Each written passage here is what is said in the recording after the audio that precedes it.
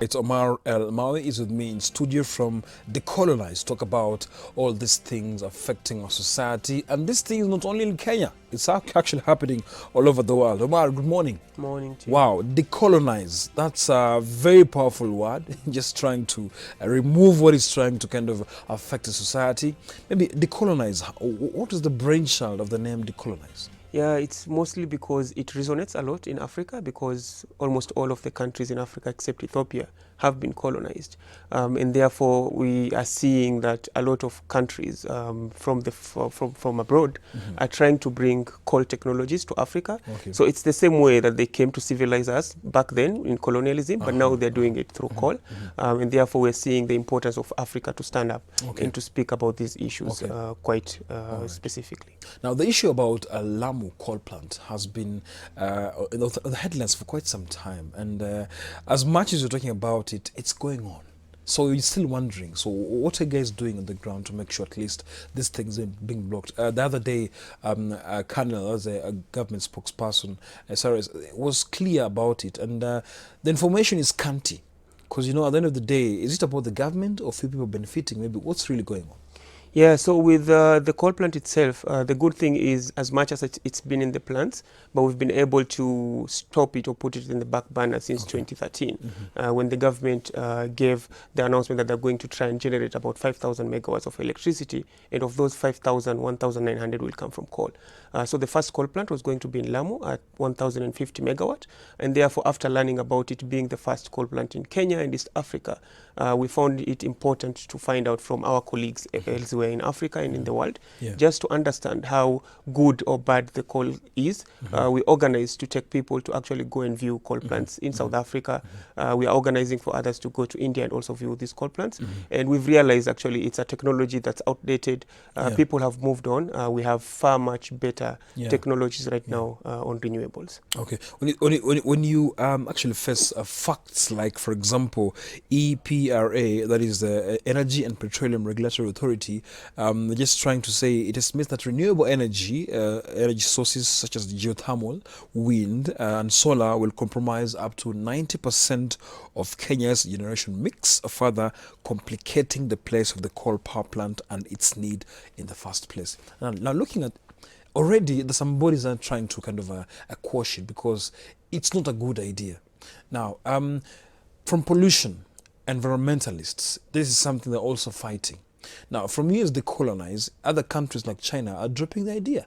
China is a big economy in this world, after US actually, coming in second after the US. But now they're dropping it because they feel like they don't need it. Now, Kenya, why is it that you're pushing this agenda so much? I don't know. It could be because, you know, if you look at it from the perspective of the proponents, the project proponents, they stand to make a lot of money. If you just look at the power purchase agreement, the agreement is they're going to make at least $360 million US per year in fixed capacity charges. That's about 37 billion Kenya shillings, which turns to about 100 million Kenya shillings a day that you're paying a proponent for a plant that even the Energy and Petroleum Regulatory Authority just issued a report the other day, the least cost power development plan of 2017 to 2037, which says that currently we are generating more electricity than we are utilizing, and therefore we'll be paying for this resource. We're not actually even using it. Okay, this is so interesting because even the government is so silent about this. So how will you be pushing the government to make a response? At the end of the day, you know, it's all about the decision made by the top officials in this country to make a decision. Will this go on or not? How are you pushing this agenda? Yeah, for me, I've always been the proponent that the government should be for the people and should be representing the people, and that's why we normally vote for them. And they should, and we have things like public participation in the constitution, whereby you have to know what the populace and the population want. And therefore, if the government goes ahead with this plant, it's not them that are going to bear the cost. It's the electricity users, it's the taxpayers that have to come up with the money and pay the project proponents. And therefore, we have to make sure that they understand we are doing everything that we can to use official and other friendly ways of explaining this to them. But we are also utilizing other resources like courts and other measures to ensure that our point gets to be understood. Because at the end of the day, it's important that we have good use of our resources. And if we're using about 37 billion Kenya shillings every year, that's an amount of money that can be used for other very important things in this country. Now, looking at a story we had earlier, even Germany, guys are fighting the issue of coal plant. And you see, comparing to the economies, you know, when you say China is dropping it, Germany wants to adapt it, Kenya wants to adapt it. Now, of course, at the end of the day, we look at the GDP, the domestic product in this country. Yes, sometimes we want to boost it. Yeah, taxes every corner. For example, a US think tank company coming to this country also is in the pipeline. So do you think this thing will benefit locals in some way? Because now there's a debate where, okay, Lamu residents will benefit, but still another issue, the tourism cycle in Lamu and its environs will also play a part. What do you think about all this? Yeah, so if we talk about Lamu, there are several issues. But one, if we talk about Lamu, if you look at the project itself quite strictly, you will see that it's going to, maybe in a way, if you use the argument of the other side, they would say it's going to generate employment, and it's going to employ about 400 people during operation and about 2,000 people during construction. But if you look at the figures correctly, you know, we don't have any expertise of running coal plants in Lamu, and therefore these are people who are going to come from China. We've already seen news reports saying almost 1,000 plus people will come from China to build this coal plant. Definitely will bring people from outside Kenya. And if you just look at Lamu itself, you know, it's a UNESCO World Heritage Site since 2001, and that's therefore they're depending a lot on tourism to generate the economy. They also depend a lot on fishing. So if you just look at fishing, they have more than 6,000 plus fishermen who are going to be affected, because the coal plant is situated right next to the Manda Bay, whereby it's where they normally use for fishing. And therefore, if that place is affected by either effluent coming from the plant or the pollution coming from the plant and the emissions, therefore these are 6,000 people who are going to be affected, plus their families and the general population who are dependent on the fishing economy in Lamu. Yeah, first it was proposed in 2015. It was estimated of around 200 billion Kenya shillings. That's how the power plant. That's how much the power plant will cost. But looking at the billions, and as much as we're crying about our economy and the billions for the power plant, yes, you've mentioned some few millions per year, but the catastrophic ending to the environment, the catastrophic ending to our economy, and the catastrophic also ending to the society. Which one do you think can actually be diverted to? Because 200 billion is a lot of money. There's so much happening in this country. There's hunger, there's so much. So as decolonize, do you think there's that push from your end to urge the government to prioritize their intentions and their intentions to even like make this country a better place? Yeah, you know, first, we are already generating more electricity than we need. But if we need electricity for industrialization and to develop, there are definitely better alternatives of doing this. Definitely, the president himself made a pledge in 2018 when he was at the Paris Accord, stating that by next year, Kenya will be generating its electricity 100% through renewable energy. We've already started doing it. If you look at February this year, actually the figures are we generated about 87% of our electricity through renewables. So it's something that's happening, and definitely one of the arguments is that coal is cheaper than renewables, but that's not the case right now, because we are seeing countries getting good deals of renewable sources of energy. If you just look at Zambia, just the other day, they got a feed-in tariff of about 4 cents a kilowatt hour. That's actually less than a coal plant, and we're not even factoring the external costs that the project proponents are putting to the communities and to the people of Kenya at large. Geothermal is one of the most effective. You know, when you say our dams are kind of, for example, you know, dams, water supply and everything, but let's look at the generation of electricity. The megawatts we really generate, we are among the biggest actually producers of electricity in Africa, which is a very good thing. Now, why coal plant? Do you think it might maybe add more to, yes, we might talk about few individuals who want to benefit, but why coal plant? And we still have a lot that we are generating already. Yeah, definitely. If we have the coal plant, it's going to affect a big deal the other renewable sources. It will affect actually the country in about 5 ways. One, it will affect the price to the consumer. We'll be paying more for the electricity. Yeah. It will definitely increase our greenhouse gas emissions. It's going to affect our commitment to the Paris United Nations framework on climate change that we signed to cut down our carbon emissions. And definitely it's going to affect our renewable energy status, being Kenya as one of the strategic leaders on renewable energy. In geothermal, we are the leading and actually number 8 globally. And definitely if we were to have the coal plant, therefore we're going to affect all these important steps and successes we've made on renewable energy. Okay. There's a puzzle to whom is pushing this agenda of the Lamu coal plant. No one really knows. You mentioned very well, President Uhuru Kenyatta mentioned that indeed by a period of time we'll be actually going to the renewable aspect of energy. But still, there's a puzzle on who's pushing this agenda. And as it is on the ground, it's going on. So maybe from your end, who are these people who are pushing the agenda? Definitely it's not going on from the ground because we have an injunction in place. Okay, yeah. And they can't do anything at least until the case in court has been finalized. But definitely the coal plant to proceed, it will be in direct contravention with the president and what is promised. And therefore, I think there need to be some coordination within the government just to make sure that they're in sync and they know at least who they are answerable to. Since the president is already saying that we should be having 100% renewable by next year. And definitely the company behind the coal plant, it's a project company. It's called Lamu Power. But it's going to be financed. About 75% of its financing is debt, and most of it is coming from China. China, the bank that's being mentioned is the Industrial and Commercial Bank of China. And definitely we've had and tried a lot to engage with them by writing to them and corresponding and trying to make sure that they understand our situation. Because while China is closing their coal plants, just the other year they closed more than 100 coal plants in their country because of pollution, among other issues. And therefore it will be unfair for them to be supporting a coal plant in Kenya if they've already experienced these devastating effects of coal plants and closed theirs, so to speak. Okay. Now, looking at the fact that the corridors of justice sometimes is very unpredictable, and you know very well there's a puzzle on whom is pushing this agenda. You might not know who is the person who, of course, with a high percentage will really benefit from this coal plant. Now, the corridors of justice, trust, and the broken system. Now, how do you evaluate this situation? Because will you be shocked in the 11th hour? You're shocked, like boom, it has to go on. No, I know we've had some challenges within our justice system, but I've never given up on it. Otherwise, I wouldn't have, tried a career in law. But I think we have a good chance because our case was quite strong.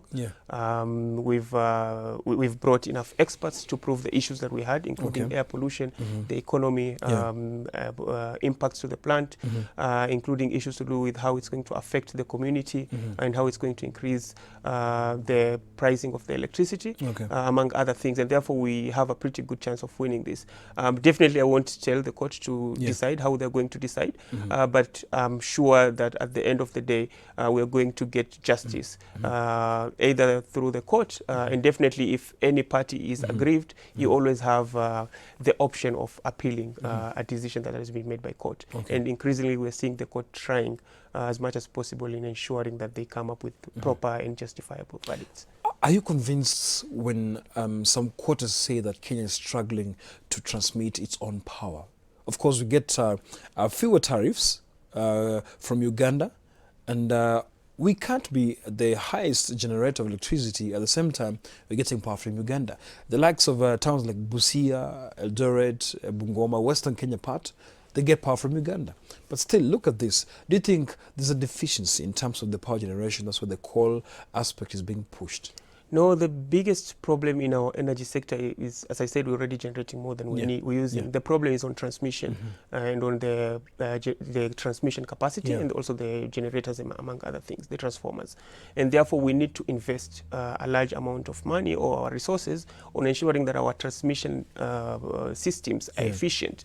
If you look at the argument that they're saying, even if we're generating more than we're utilizing, we're definitely could be able to export this power to our neighboring countries.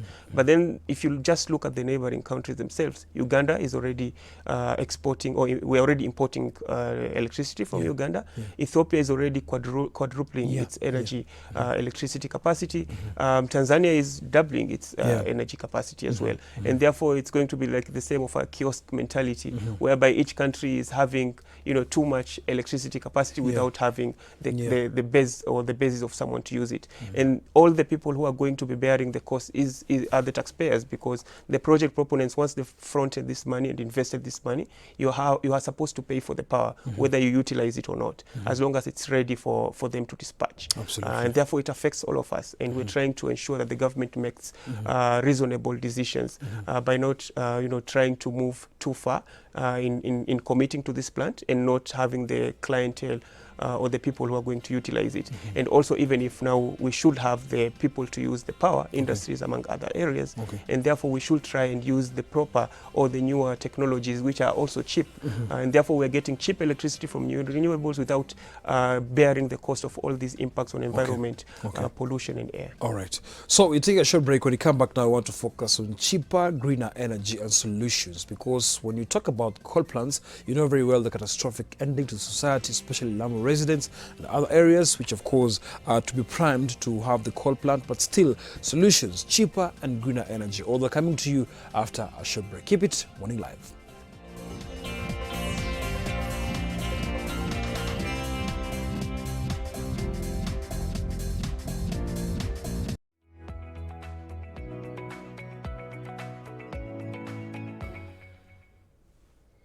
Welcome back to Morning Live. Yes, the discussion is all about the coal plant and decolonize. We have Omar El Mawi in studio.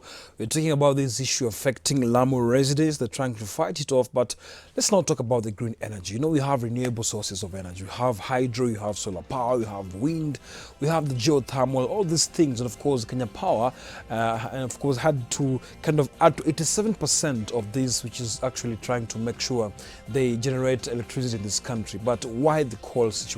Now, Omar, let's take a look at now the nitty-gritties of pushing the agenda for green energy. As I mentioned, hydro, solar, wind and geothermal, something that is really working well in this country. Though wind not so well utilized, but it's still the better option. Now, why is it other options are not taken care of, but the coal plant is a really priority for some puzzling characters out here? Yeah, and I can only speculate on this, but for me, I've always believed that people are pushing for the coal plant because definitely the project proponents will make a killing out of this, and definitely they won't be bearing the cost. Most of the costs that are going to be borne are going to be externalized to the community and to the people of Kenya, and therefore for them they'll have their return of investment and make a lot of money. But if you look at renewables here in Kenya, it's also actually an industry that's booming right now. We have the biggest wind farm in Africa, the Lake Turkana wind, which is 310 megawatts of electricity. Actually, if you look at one of the arguments that have been peddled is the fact that renewable energy, especially wind and solar, are intermittent, and therefore you cannot depend on them when you actually need them. But if you just check at the trends right now, you're seeing countries like Australia, they actually managed to get storation technologies whereby they got a battery of 100 megawatts of electricity built in less than 100 days by Tesla. The same if you look at wind in Kenya, actually it's currently generating, it's 310 megawatt, but the capacity factor is almost 70%. It's actually a very good percentage. If you look at solar, we have one of the biggest solar plants as well in Africa, in Garissa, whereby we have a 55 megawatt solar electricity.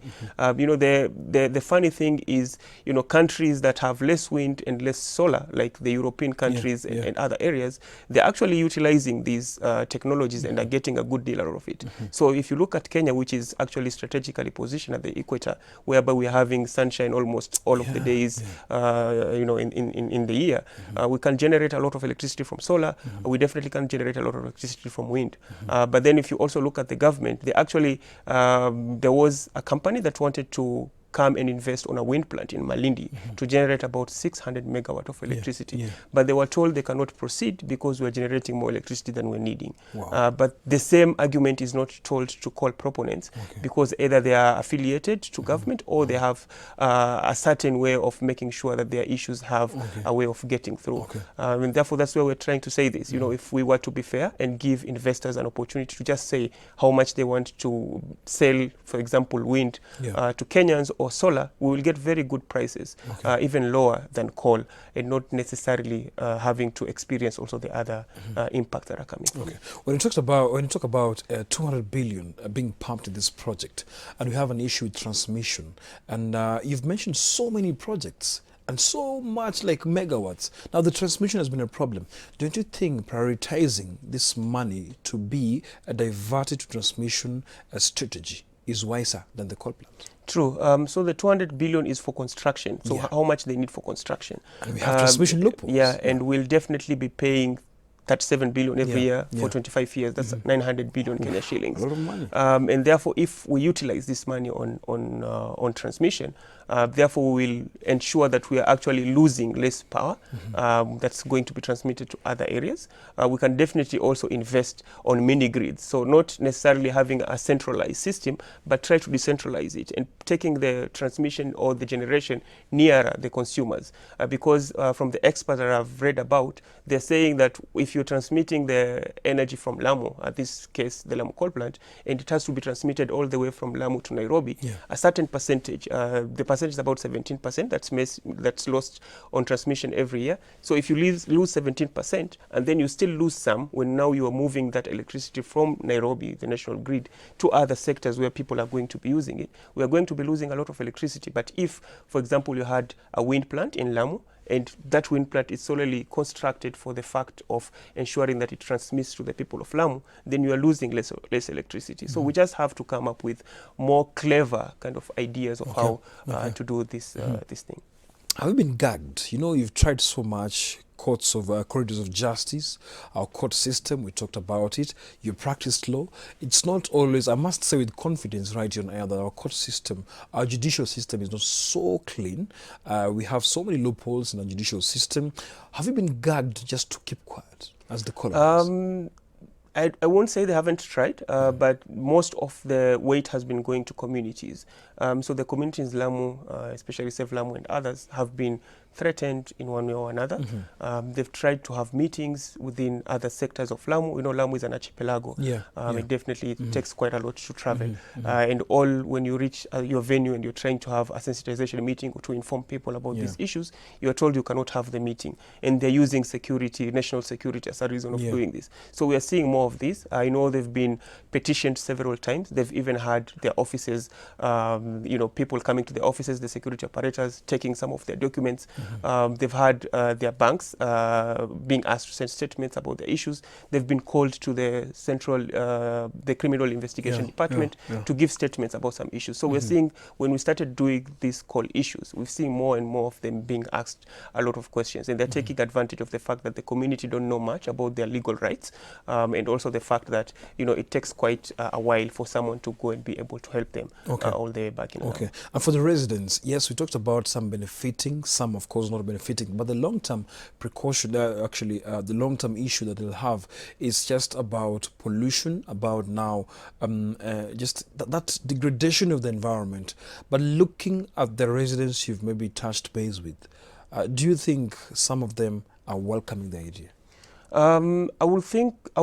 Majority of the people are not for it. There are few people who have strategically acquired land within the project site, and therefore they're looking at this as an opportunity to enrich themselves. But definitely, I would say more than 95% of the population in Lamu are against this plant. They have concerns because it affects everything that they hold dear: their environment, their livelihoods, their natural resources, among other things. And definitely, no one of them is going to benefit because 400 people being employed, while 85% is dependent on the fishing economy. It doesn't in any way. So it's a no-brainer. It's something that you don't have to think twice about. Okay. Now, also complaints coming in from the Manda military base, where they say, at the same time, helicopters, some planes actually land over there. The catastrophic effect of the coal plant to that whole military base is something also that has been actually rising because, in low tones, they've been complaining, but you see, this is the government, a strongly affiliated group. But do you think also it's hazardous to the sky because also it's visibility? The chop is actually getting into the engines. It's actually proving to be very difficult also, and they avoid that area when it was actually in process.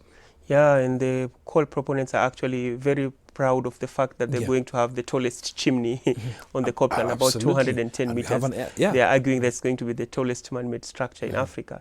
But definitely, there are a lot of issues coming with it. There's the security issues as well, being close proximity with the Somalia border, as well as also being proximate with the military base. If anything were to happen to that plant, and God forbid, then it's going to affect the populace quite a lot. And definitely, I always keep telling people that there is a reason why these coal plants and coal mines go to communities who are very poor and cannot speak about these issues. And you won't see these projects being near places like the President's house or the White House or other influential people within the government if at all what they're saying that they're going to use state-of-the-art technology and ensure that they won't have any issues or emissions. Then why do they bring it closer to Nairobi? Because anyway, the energy is going to be transmitted all the way to Nairobi and we won't be losing a lot of cost. I'm not saying that we should do that, but I'm saying we're not doing that for a reason. And the reason is that there are impacts coming from the coal plant and we care less and we put more of like a lesser quality to life when we're talking about poor communities and poor economies. So as you're winding this up, your objectives, because yes, corridors of justice, it's there.